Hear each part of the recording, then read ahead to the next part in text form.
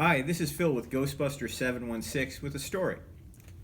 Now, Marvel has done a great job with the stories of Thor and Loki and Odin in creating their own little Marvel universe about the stories of the Norse gods. Being that said, I have a book here called Nordic Gods and Heroes, and we'll read some of the actual stories of the Norse gods that led to inspire Marvel to make their comics and their stories. This first story is called The Building of the Wall. Always there has been a war between the giants and the gods. Between the giants who would have destroyed the world and the race of men, and the gods who would have protected the race of men and would have made the world more beautiful. There are many stories to be told about the gods, but the first one that shall be told to you is the one about the building of their city.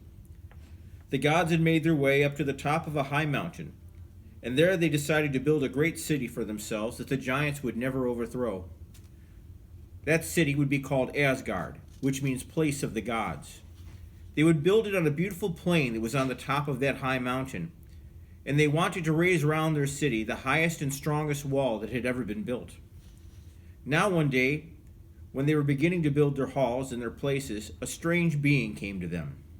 Odin, the father of the gods, went and spoke to him. "What dost thou want on the mountain of the gods?" he asked the stranger. "I know what's in the mind of the gods," the stranger said. "They would build a city here. I cannot build palaces, but I can build great walls that can never be overthrown.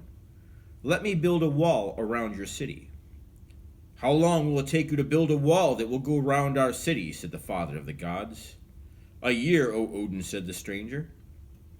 Now Odin knew that if there was a great wall could be built around it, the gods would not have to spend all their time defending their city, Asgard, from the giants, and he knew that if Asgard were protected, he himself could go amongst men and teach them and help them.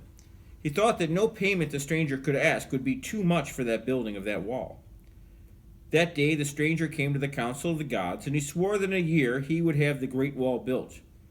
Then Odin made oath that gods would give him what he asked in payment if the wall was finished to the last stone in a year from that day. The stranger went away and came back on the morrow. It was the first day of summer when he started work. He brought no one to help him except a great horse. Now the gods thought that this horse would do no more than drag blocks of stone for that building of the wall. But the horse did more than this. He set the stones on their places and mortared them together. And day and night, and by light and dark, the horse worked. And soon a great wall was rising around the palaces that the gods themselves were building. "What reward will the stranger ask for the work he is doing from us?" the gods asked one another. Odin went to the stranger.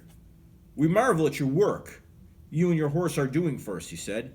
"No one can doubt that the great wall of Asgard will be built up by the first day of summer. What reward do you claim? We would have it ready for you." The stranger turned from the work he was doing, leaving the great horse to pile up the blocks of stone. "O father of the gods," he said, "O Odin, the reward I shall ask for my work is the sun and the moon and Freya, who watches over the flowers and grasses, for my wife." Now when Odin heard this, he was terribly angered, for the price the stranger asked for his work was well beyond all prices. He went amongst the other gods who were there then building their shining palaces within the great wall. He told them what reward the stranger had asked. The gods said, "Without the sun and the moon, the world will wither away." And the goddesses said, "Without Freya, all will be gloom in Asgard." They would have let all the wall remain unbuilt rather than let the stranger have the reward he claimed for building it. But one who was in the company of the gods spoke. He was Loki, a being who was only half belonging to the gods. His father was a wind giant. "Let the stranger build the wall around Asgard," Loki said, "and I will find a way to make him give up the hard bargain he has made with the gods. Go to him and tell him that the wall must be finished by the first day of summer, and that if he is not finished to the last stone on that day, the price he asks will not be given to him." The gods went to the stranger, and they told him that if the last stone was not laid on the wall on the first day of summer, not Sol or Mani, the sun and the moon, nor Freya would be given to him. And now they knew the stranger was one of the giants. The giant and his horse piled up the wall more quickly than before. At night, while the giant slept, the horse worked on, hauling up stones and laying them on the wall with his great forefeet. and day by day the wall around Asgard grew higher and higher. But the gods had no joy in seeing that wall rising higher and higher around their palaces. The giant and his horse would finish the work by the first day of summer, and then he would take the sun and the moon, Sol and Mani and Freya away with him. But Loki was not disturbed. He kept telling the gods that he would find a way to prevent him from finishing his work, and thus he would make the giant forfeit the terrible price he had let Odin to promise to him.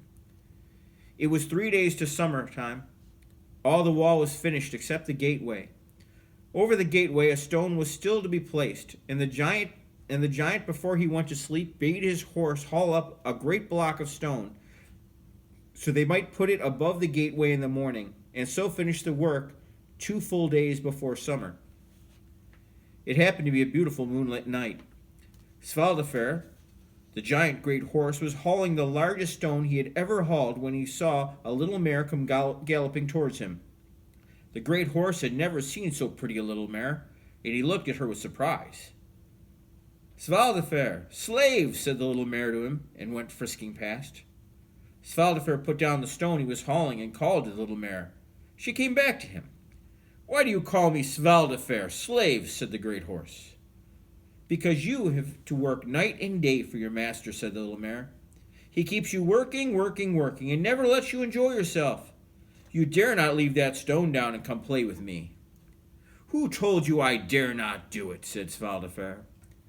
"I know you daren't do it," said the little mare, and she kicked up her heels and ran across the moonlit meadow. Now the truth is that Svaldafar was tired of working day and night. When he saw the little mare go galloping off, he became suddenly discontented. He left the stone he was hauling on the ground. He looked round and saw the little mare looking back at him. He galloped after her. He did not catch up to the little mare. He went on swiftly before him.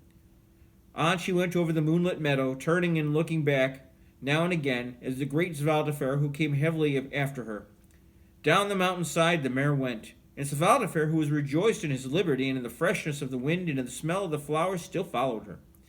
With the morning's light they came near a cave, and the little mare went into it. They went through the cave. Then Svaldafar caught up on the little mare, and the two went wandering together, the little mare telling Svaldafar stories of the dwarves and the elves. They came to a grove, and they stayed together, and the little mare playing so nicely with him that the great horse forgot all about the time passing. And while they were in the grove, the giant was going up and down, searching for his great horse. He had come to the wall in the morning, expecting to put the stone over the gateway, and so finish his work. But the stone that was to be lifted up was not near him.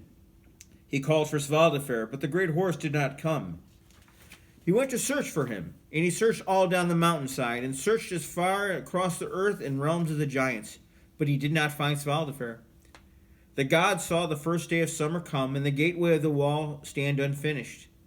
They said to each other that if it were not finished by evening, they need not give Sol and Mani to the giant, nor the maiden Freya to be his wife. The hours of the summer day went past, and the giant did not raise the stone over the gateway. In the evening he came before them. "Your work is not finished," Odin said.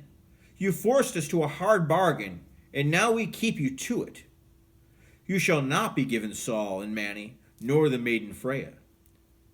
"Only the wall I have built is so strong, I would tear it down," said the giant. He tried to throw down one of the palaces, but the gods laid hands on him and thrust him outside the wall he had built. "Go and trouble Asgard no more," Odin commanded. Then Loki returned to Asgard. He told the gods how he had transformed himself into a little mare and had led away Svaldafar, the giant's great horse. And the gods sat in their golden palaces behind the great wall and rejoiced that their city was now secure and that no enemy could ever enter it or overthrow it.